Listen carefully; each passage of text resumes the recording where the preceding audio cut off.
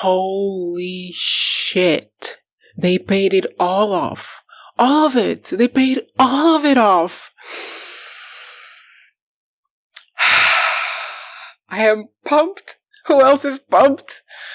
Anyway, to the episode. Hello, my name is Joe. I review TV shows online. I'm currently doing Silo, Squid Game, and something else I can't remember because I want to get into the episode. So what happened? We get so much stuff paid off, guys. I feel like, you know that moment in a murder mystery when you figure something out and then you were right? This entire episode. First, I knew it. I knew someone had cut the damn rope and it couldn't have been Solo because he was inside the bunker. Solo is Russell's kid, named Jimmy. Oh my god. And the numbers in the board were the code. I mean, this one I never figured out. I didn't pay attention to that, but I heard other people saying it. Paid off. And fourth, the freaking upper management. I knew there was upper management. I knew it. And we meet them. Well, we don't meet them. We meet their voice. But, okay. I'm too excited. I'm gonna backtrack. Clearly, I enjoyed this episode. If you were here for my last video, my previous video, whatever. If you were here before, you will know I didn't love the previous episode, episode 8. But now I am sat and paying attention. Like, I watched this episode twice already, and it came out today, because it was just that good. Honestly, I didn't have anything to do. I watched the episode, then I went to take a bath, and then I watched it during the bath. Yes, I am an old lady. From the beginning in Silo 17, we find out there are 5 people in Silo 17. 2 kids, 1 teenager, and 2 young adults. Previously, I said they looked to be about Juliette's age, but I'm not good at ages. They are probably like in their mid-20s, something like that. So, what happened? Well, I think it's pretty clear that the parents of those children were from Silo 17 and survived the revolution. The revolt. I keep calling it revolution. The revolt. And they stayed inside, but they didn't have much food. We could see some plants, but we also hear from one of the kids that they resorted to eating rats. These 5 kids all had parents. Well, the 2 youngest are the children of the 2 oldest. I think the baby we know for sure. The other kid isn't discussed, but I'm pretty sure he's probably their son because otherwise they would hate him as much as they hate the girl who is the eater. So we now know why they are there, that they had parents. The parents went to try to get food from Solo, shot him, and then died from lack of oxygen inside the it's so ironic though, isn't it, that they invaded the bunker. They figured out the combination to the bunker, which were the numbers on the board. They got inside, they found a sleeping Solo, and instead of trying to be diplomatic with him, because I mean they had tried before and it didn't work because he wouldn't open the door, so they shot him to make sure that he wouldn't wake up. And then they went to the food storage and Solo locked them in until they ran out of oxygen. Like they had been desperate for food and they died surrounded by it. Tell me that's not good writing. So we find out what happened there, and, well, there's hostilities, there's shenanigans, the kids have Solo prisoner, and then Juliette has to figure out the code to the bunker so that they will release Solo, and she figures out it's the numbers on the board. She gets close to which combination could be, but then she figures it out, guys. Oh my god, she figures it out that Solo wasn't the person we know as Solo, isn't actually who was the IT shadow because he was too young. He was 12 years old and he was the son of Russell. This is how we knew the story of why Solo is called Solo, because he was Russell's son. He was the one to mistakenly call him Solo. What did I say? I was so happy when that was confirmed. So now we know his name is Jimmy and he was Russell's son, and this is why he was in the bunker. He was in the bunker because Russell was trying to protect him, because he knew what was going to happen. He was the head of IT, he knew about all the other silos and the conditions outside, and he protected his son. So as Juliette figures this out, and her being the most brilliant diplomatic person that exists in the world, she manages to prove to the kids that their parents actually shot Jimmy, and she manages to make everyone friends with each other, basically, and they all go into the silo, the bunker, and it was the most beautiful thing in the world because the revolt worked, in a way. They finally found peace. Every resident of the silo finally has all the information and is inside the bunker. But anyway, that's what happens in Silo 17. And in the midst of all of this, we also find out, well, Juliette does. She finds out another cleaning suit. The one that was made for the head of IT, because we found out from Bernard that all heads of ITs in their shadows have their own suit in case of emergencies. So now 2 people can go outside. I'm assuming that Juliette will have the IT suit and the other person will have her suit, but I don't think that Solo has the mental stability to go outside. There's no way that Solo is going to go outside with Juliette. There's a way.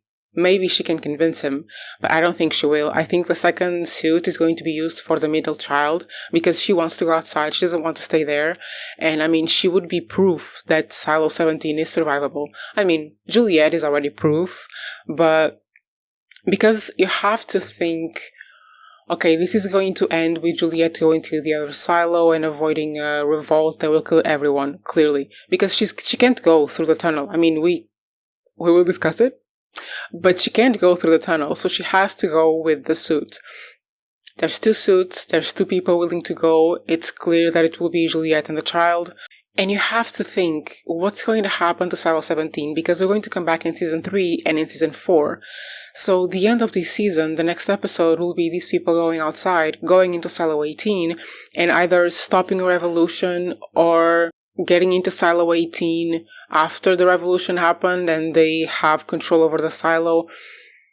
Whatever is going to happen, there's going to be people in Silo 18. And the most logical thing to do when you know that Silo 17 is livable, has the infrastructure, and the water is going down, isn't it logical that in Season 3, one of Juliette's plans, because Juliette is going to end up being their leader, and what an excellent leader she's going to be.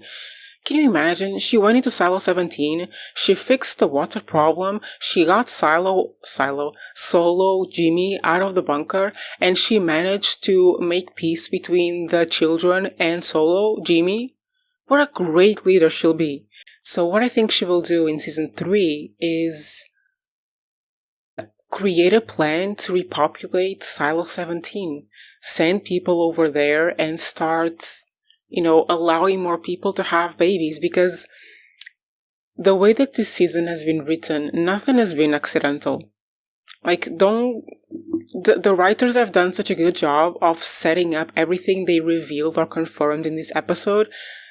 I have no doubt that nothing was accidental. So the fact that the babies were mentioned, that people want to make babies, that people want to get pregnant, that people want to create a family, the fact that this was mentioned in Silo 18, it can't be by chance, because if we have another silo practically empty, with the capacity to be rebuilt because the door leading to the outside is working and keeping out the poison, we'll talk about it, isn't it logical to think that Juliette is going to derive a plan to repopulate Silo 17, especially if they decide that they want to explore the outside and explore other silos? They would need a bigger population, and this could be the start of it. This could be the start of the Rebel Silo that I've been talking about. But yeah, a lot of promise, because there's finally unity in Silo 17, and they can work together to get Juliette to the other side to return to Silo 18. And still, because, oh my god, I was forgetting about this, because this was Solo's doubt. What if you go outside and you don't come back? What if you go outside and you die outside? What if you go outside and for some reason you can't come back here and help me? And true, there are many technical reasons why Solo would think that Juliet might not be able to return, like the suit failing on her, or her being trapped in Silo 18 or something like that. But I think at the core of it was Silo being afraid of being abandoned again. Because, I mean, he was left inside the bunker and everyone around him just died. Like, his father was shot in front of him. And we get the callback to the scene from the very first episode where the guy is in the mirror and his wife is cleaning his wounds and he says, you know, my finger just slipped. That's what he did. And after that moment that we get where Solo realizes that Juliet had a suit, she could have left and she didn't. She came back for him. She knows she can trust her. She knows that he knows that if she goes to Silo 18, she will do anything in her power to come back for him. So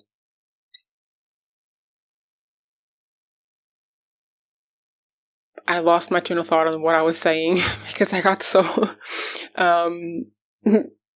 enrolled in this idea that Juliet finally got through Solo. Jimmy. I need to start calling him Jimmy. But yeah, I think they will come back to Silo 17. I think they will repopulate. I think they will get the chance to give the people the opportunity to create families because that's what everyone wants. And there will be like a spur of children going around in Silo 17. Especially because if in the beginning, if they do end up rehabilitating Silo 17, they're gonna have to send a lot of like builders and engineers and people to repair stuff. So a big portion of the population will be drawn from Silo 18, so they will be able to have more people get pregnant.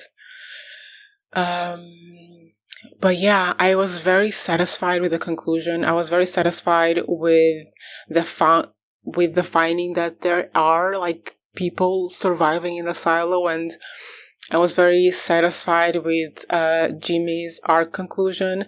I love the scene when they get to go inside the library and Solo, this person who is kind of still a child at heart, because I mean he couldn't have a normal development living by himself in the bunker. Solo showing all of his toys and all of his cool stuff to this group of kids was so heartwarming. Like, yeah, I'm very satisfied with this, and I'm hoping that one of the first things we see next episode is Juliet going over to Silo 18, and I hope we still see her arrive, and either arriving as they are going to open the door, or honestly, that's my best bet. Juliet will arrive in Silo 18 just as they are about to open the door or something like that. Even though I don't think it would be logical for people in Silo 18 to want to open the door like that, I don't think they would make the same mistake as Silo 17, because I think they are more cautious than that. But I also thought that Mechanical wouldn't trust Meadows. I also thought that Walker wouldn't trust Bernard, and they have done those things, so I don't know how naive they actually are. Maybe they will open the door, and that's when Juliet arrives. We don't know. I can't wait to see the final episode. Like, they made this episode so good that I'm genuinely excited. Like, I can't wait to see the next episode. So again, props to the writers. Now, Silo 18.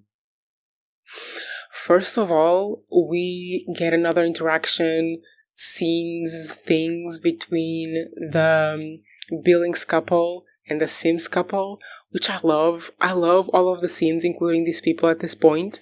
And something really dangerous is happening, because these are the two couples that are the law. The silo, keeping the peace, keeping the silo alive. It's these two couples, from below, from above. But now they have this idea. What?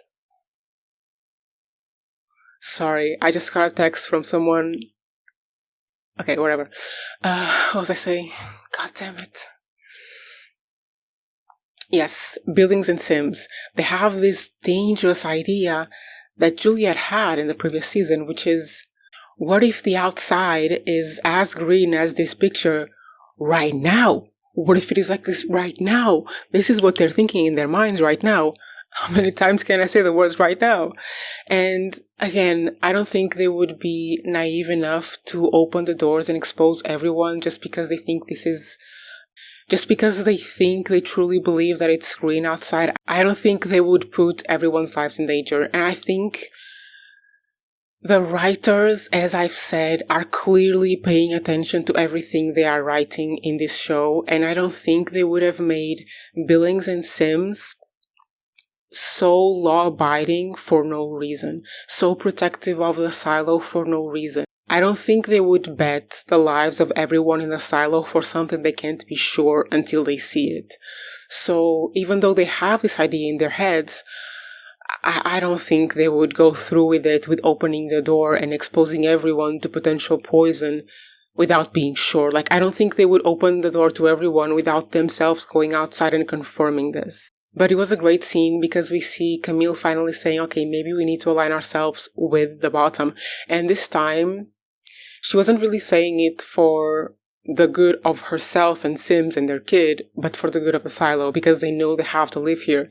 And I just enjoy that. I enjoy that profoundly. Like, if you watched my previous videos, you know how I feel about the parallel between the Billings family and the Sims family. So I thought there was a really great scene because, again, this episode has a lot of things culminating into something that makes sense. And of course, the stuff that we had theories on being confirmed feels great, but things like this also just look right. Having the build-up of Sim's character and Billings' character now coming together, both disappointed with Bernard, both aware of the lies of the system, coming together to fight. Honestly, it doesn't seem like they are trying to fight for themselves. It truly seems like they are fighting for the silo. And I just loved it, honestly. Love it. So we have that aspect of the sheriff cooperating with the people from Mechanical because he decides that, yeah, it's time to stop the lies. It's time to figure out the truth about what is happening in the silo, what is happening in the world outside, like what is our history, where do we come from? And I think that's just so beautiful. It's so incredibly beautiful because we have those questions as humans. We have those questions all the time. We've had them since forever. I mean, people have worshipped random gods since always because we need to know more. And I think it's so amazing that they are asking these questions in the silo and they are saying, no, we deserve to know more. And they actually have the information there. They actually know, they actually have the information to be able to know more about their world and where they came from. And I just thought that was beautiful. This entire episode to me was beautiful. But yeah, Sheriff Billings joins the resistance in Mechanical, and we had an hilarious moment from Sherley, who in the previous episode was like, baby boy, buck up, make up your mind, and decide whether you are with us or with them. She said this to Sheriff Billings. And in this episode, he's like, okay, I'm with you. And she backtracks and is like, okay, what can you do for us? Like, I said that to you when I thought you were useful, but right now, I don't see any use. But he does have a use. Who does he have a use? And what is his use?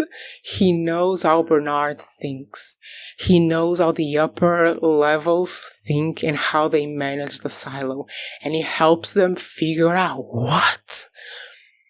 who betrayed them and sold them to Bernard and told him that they were going to raid supply. And then initially I was thinking, they're gonna get Walker. But then Knox walked into Walker's office and accused someone else. But then, he accused someone else in the way of saying, I know it was you. Because he said to Walker, we think it's Ted's mom. We think it's Ted's mom because baby boy Ted, whoever he is, I don't remember who this character is, baby boy Ted is upstairs.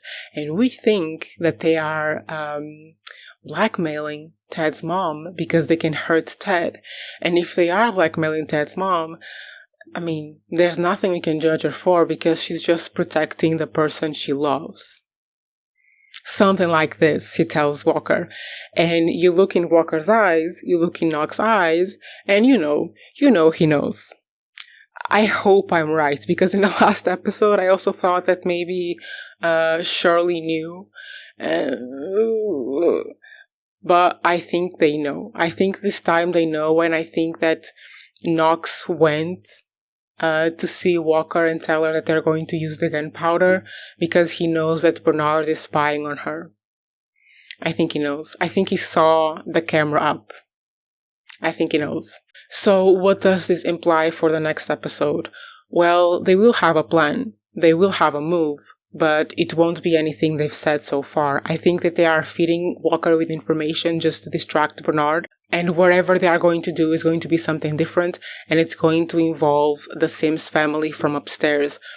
Whatever their plan is, the Sims couple is going to help them get Bernard away. And we get a hint at how Sims could help Bernard. Not Bernard. Not medical. Oh my god. Mechanical. The resistance. Because he knows that whenever shit hits the fence, Bernard goes into his little bunker. He just doesn't know about the existence of the bunker because it's not allowed there. But he knows that Bernard has this little key that takes him to the bunker. So, for sure, baby boy Sims is going to steal the key and figure out what is inside the bunker. My question here is, such a law-abiding man, such a let's protect the silo, potentially with a dictatorship, men would learn everything inside the bunker and still help Mechanical. Like, can you imagine Sims reading the order, reading about the possibility of a revolt and of going outside and getting everyone killed? I feel like Sims would once again align himself with Bernard. And wouldn't that be like the perfect clash where the revolt, Mechanical, is almost winning Bernard, is almost overthrowing Bernard, and then all of a sudden a key element for this overthrowing, which is Sims, turns against them because he finally figures out what is happening and is like, oh, let me help Bernard instead. Wouldn't that be fun? Wouldn't that be very Silo of them? And then while all of this is happening, baby girl Juliette comes back from Silo 17 to set her foot down and be like, no, I got it from now on. Thank you, Sims. Thank you, Mechanical. Thank you, Billings. Thank you, Bernard. I got it. Lukas. I think I called him Luke for the entirety of the previous video, but Lukas. Lukas goes to the damn door at the damn tunnel at the bottom of the silo. The tunnel that connects all the silos together. The tunnel that has been discussed, and I don't know what even I am saying because I'm so excited. He gets to the tunnel. And I mean, actually, first of all... Sorry, I'm such a mess. First of all, I remember Juliette being there, and I remember her jumping in the water. Did I imagine that? Because has the water, like the level, gone down since season 1? No, right? I need to go rewatch season 1. Because in my mind, Juliette had, like, thrown the rope and gone in the water. And it was, like, way above what it is now. Am I dreaming right now? Anyway, Lukas goes there and the lights light up and a voice comes out of the microphone. That's not what it's called. The megaphone. That is also not what it's called. Speakerphone. A voice comes out of somewhere and he tells Luke, only 4 people, no. You are one of 4 people to ever make it here. Salvador Quinn, Mary Meadows, and George something, I forgot his name. And the person who's speaking to him I mean, I think it cut off, but I'm pretty sure he's going to tell him something. Like, he's going to give him some message, which was the same message that, by the way, drove Salvador Quinn to do everything that he did, that we found out last episode, that he, like, erased people's memories, took away everyone's books and all that stuff, that made people even more controllable. That's what made Salvador Quinn do that. This message is also what made Judge Meadows become an alcoholic and a puppet to Bernard, and quit being Bernard's shadow, by the way. And this message is what made George freaking jump off of the railing. Because that's what he did, right? He offed himself, I'm pretty sure. So I think they're gonna tell him the truth. Right? Wrong. Because whoever these people are not to be trusted. Can you imagine a bunch of people, whoever they are, clearly some kind of social scientists, because you cannot convince me this is not a social experiment. If you can walk out, if there is an upper management that is the one that is responsible for making the air poisonous, which we know is very plausible because when the people in Cell 17 went out, they didn't die immediately because the air wasn't immediately poisonous. If the people responsible for doing all of this tell you that they are going to tell you the truth, they are absolutely not going to tell you the truth. So whatever these people are going to tell George, Lukas, is absolutely not going to be the truth. You will not understand a single sentence I just said because I spoke too fast, but I won't repeat it. Basically, whoever this upper management is, we cannot trust them, but you know what I'm happy about? That they f***ing exist. They exist, and they have to be either living on the outskirts of the silos or in the damn city on the horizon, because why would they put it there if it wasn't important for the plot? Why would there be a city on the horizon if it wasn't going to be important for the plot? This is what I'm saying. These writers have been thinking about all the details. I mean, they thought about the freaking barrel on the water that saved Juliette. They have to be thinking about everything. So this is what I think. The upper management lives in the cities, probably has outposts around the silos, and this has to be a social experiment, or at least started as such. Oh no! Wait. I just thought of something else. Because Bernard said there are 50 silos, well, technically 51. Oh my god. What if what if silo 51 is the upper management silo? What? I think it's plausible. I need to rewatch the damn episode. Why did he say 51? Is the 51st supposed to be Canada? Guys, watching news coming out of the US these days is so absolutely ridiculous. Anyway, this is what I think will happen. Eventually, the revolt is going to happen in Silo 18. Juliette is going to return to Silo 18, and I think that Lukas will only trust her. Like, whatever he finds out from the voice at the door is either going to influence the revolt or is going to keep to himself until he sees Juliette again. And then trust only her with the information. But I don't think we can even trust whatever they say. Because why would they tell Lukas the truth? And if they tell Lukas the truth, that this is a social experiment, this is the last of the human race, this is a colony on the moon, whatever they tell Lukas, the safeguard, that's what they said. If you tell anyone, we'll use the safeguard, and he said that he knew what it was. When I was watching that, the only thing that came to my mind that could be the safeguard is the water.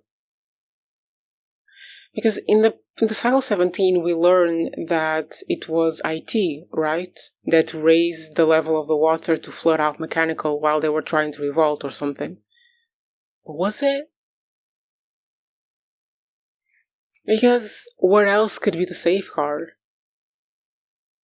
Right? And it has to be connected to something that Lukas knows. And we were, just before he entered the tunnel and he entered or he got close to the door, he was talking to Shirley about the fact that the level of the water should be much higher than it is. So that has to be the safeguard. If you misbehave, we will flood your silo. Maybe the reason they haven't, oh my god, this makes so much sense to me. Maybe the reason they haven't rebuilt Silo 17 is because it's not over yet. There are still survivors there. There are still children and there is still Solo, Jimmy. If it was a social experiment, they would have to take it until the end and see how the last people from that silo survive. Because the truth is, even when there was just 6 people or 10, 15 people in Silo 17, they were still in conflict with each other. Until the very end, until now when Juliet appeared. Isn't it plausible? I think so. But yeah, I'm again so happy at the revelation of an upper management. I mean, I'm assuming it's the revelation of an upper management. Maybe it isn't. I think it is. Because I mean, come on. The lights lit up, the voice came out. Was that Bernard's voice? No, right? No. No. Right? No. It was someone else's voice. Yeah, I was very happy about that. Of course, it wasn't Bernard's voice. I'm such an idiot sometimes. He was asking Lukas to decipher the code, so he didn't know where Judge Meadows went all those years back. I'm so satisfied with this episode. It was perfect to me. It was perfection. I loved it so much. I am completely 110% in for the finale. Anyway, Actually, I'm all done. I've talked about everything I wanted to say. At this point, I just want to know where they are. I just want to know what the hell is going on here. Why are the silos there? They better not cancel this show, because if I have to live my life without knowing, I will go insane. Well, actually, I won't, because I can read the books. But still, guys, you better be so proud of me, because there is not one delusional theory here. Not one. I did the whole video and all of my theories, predictions, commentary, all sane and serious. How proud are you of me? But anyway, thank you for watching. I hope you enjoyed this episode as much as I did, and I hope you enjoy the finale. I will discuss it here, obviously, and I'll see you then. Bye-bye.